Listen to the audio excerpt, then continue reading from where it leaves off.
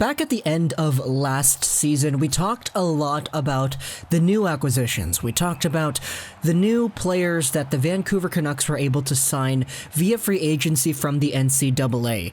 So this includes the goaltender. We got Jake Kiley in the system at that time. And it includes the defenseman that we signed from the NCAA. We're talking about Josh Tevez, Brogan Rafferty, etc. Now, these guys did get their fair share of NHL playing time to end off the 2018-19 season, and I remember this quite vividly. And in particular, I also remember talking about it too. So, I remember specifically, I thought Josh Tevez was okay, but honestly, I thought that Rafferty was much better. I remember saying, as early as the most previous season, that Brogan Rafferty honestly looked pretty good, and he looked like he meshed in the NHL. He only had 2 NHL games played in that little time span, but I, for one, was really impressed with what I saw. So taking a look at what Brogan Rafferty is doing today, I'm not necessarily shocked, but it is quite a nice little surprise. Taking a look at the Utica Comets and what Brogan Rafferty has done. Brogan Rafferty, after a 4-3 Utica Comets win against the Belleville Senators where he got 2 assists, is sitting at 24 points in 29 games played. Brogan Rafferty is the highest scoring defenseman out of anybody in the AHL today. Sure, he's 24, but still. Look at the names he's beating out here. He's beating out Derek Pouliot, who, okay, yeah, it's Pouliot. We're not gonna go further with that. He's beating out Jake Bean, who is a pretty good NHL prospect. Some other guys on here, Adam Clendenning. You have the other Sebastian Aho. Cale Clegg is on here as well. Brogan Rafferty, even though he is 24, is the highest scoring AHL defenseman in the league right now. And if you take a look at what the Utica Comets have to offer, he's actually 5th on the team in points with his 24. He's tied for 3rd with Cole Lind and Sven Berchi at the moment. Cole Lind, by the way, is another really good story coming out of the Utica Comets. Of course, though, that is a story for another day. Brogan Rafferty is one of the weird little cases here. Because if you take a look at just the numbers, it does look like he will eventually find his way back into the NHL. But the extent to which that happens is limited. He is 24, which means the majority of his development has already passed. And in fact, it did pass with a pretty good Quinnipiac University career. It's actually kind of funny to note, because in Quinnipiac, the most points he ever had in one season was 24, and he had that in 38 games in his junior year. This year, he's at 24 points in 29 games, so the production has already been eclipsed from his NCAA career to his AHL career. Now, that's not to say that he's going to bloom into a really good offensive defenseman. That's just a testament to how good Utica has been at scoring goals. Reed Boucher, Cole Lind, 2 guys who are really getting it done. Add to that Goldolbin and Berchi.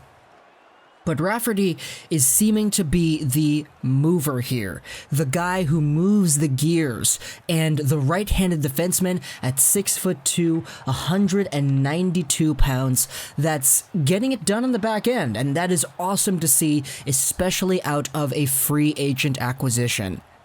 And it's even more noteworthy because Rafferty isn't necessarily an offensive defenseman per se. He kind of balances everything out, and I'd be lying if I said he was a primarily offense-only defenseman, because he kind of does everything right, and there's a reason he's been given the opportunities he's been given, and a lot of that has to do with his development in Quinnipiac. He was always a pretty strong two-way guy over there in university, so it's really nice seeing that translate into the AHL. He is a little bit older though, which we did mention a few times, but that does have to do with his funny path. We did talk about Brogan Rafferty and his incredible story all those months ago, talking about how he was confused with a serial killer from the Midwest who also was named Brogan Rafferty. We talked about how he's legally blind in one eye, and we talked about how he was passed over in the drafts and only played in the USHL in his last year of USHL eligibility before going over to college. He's had a really weird path to get to pro hockey, so seeing how things are going now is just a really nice bonus. Does that mean that Brogan Rafferty does, in fact, have NHL potential because all the cards are against his favor? I'm not going to say that. I mean, he has played an NHL game here or there. He has 2 of them under his belt, and in my opinion, he looked pretty good. But to say that he's going to be a guaranteed top 4 or whatever, I don't want to say that. But I will say that I wouldn't be surprised if he does end up playing a full 82-game season one day in some capacity. I'm not going to say he's elite. That's far from it. But the fact that you can get an NHL quality defenseman out of the NCAA ranks via an undrafted defenseman who has a very weird story, I think it's a really good thing. And this is a right-handed guy, so if any of Chris Tanev or Stetcher or Myers goes down, because you know one of them will, it's no longer Biega who's the call-up anymore. He's over there in Detroit doing his thing. It's Brogan Rafferty himself. One more thing though, taking a look at Rafferty and the numbers, his 24 points in 29 games is already 11th out of every single Utica Comets defenseman who has ever played a single season. He's actually on pace to becoming the best scoring Utica Comets defenseman, record held by Bobby Sanguinetti, who got 40 points in 61 games. Rafferty has the highest points per game out of any Utica defenseman who has played more than 7 games. Yannick Weber is the guy who has the record 7.7 games played. He's at a 1 points per game. But Brogan Rafferty is over here. He's over Olli Juolevi. He's over Luke Schenn, Philip Holm, Alex Biega, Patrick Wierkoch, all these guys that we have kind of gotten to know over the years. Taking a look at what Brogan Rafferty has done, if you do his point production, 24 over 29, and multiply that by 72, because there are 72 games in an AHL season, you get 60 points. He's on pace for 60 points as a rookie AHL defenseman, and I don't think you can get any better than that. If it were up to me, I would probably say that Rafferty does get a chance this year. I wouldn't be surprised, and I would honestly be expecting it if Brogan Rafferty was eventually a call-up for the Canucks, because we do know the injury bug usually takes its course on Vancouver. It hasn't done that to the best of its extent, like what we're used to in the past, but Rafferty's name is definitely there in the queue of players to eventually get a call-up, in my opinion.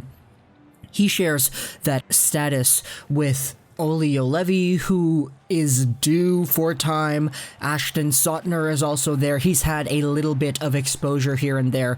Jalen Chatfield was called up and he participated in a few practices, so there's a healthy decor of strong and capable defenders in Utica, but Brogan Rafferty has been the best one, statistically speaking, points-wise, so I think he's just gotta wait. It's eventually going to happen, and give it a few years for Brogan Rafferty, because he will eventually have a shot, and I think he will play a full NHL season one day. It's difficult for me to say that about every college defenseman that finishes up their junior year, comes over to pro hockey, especially at 24 years of age, but Rafferty has shown no signs of slowing down, and if there's anybody who's going to be able to do that and play a full 82-game season in the NHL one day, I think it's him. So, yeah, that's your quick Rafferty update. He's been doing really well in the AHL. Tevez hasn't been as good as Rafferty, but I will say that Tevez has been solid. but Rafferty is the main bread and butter here, on pace to becoming the best Utica Comets defenseman scorer ever. And that's pretty much it. Hope you enjoyed this video. And bye.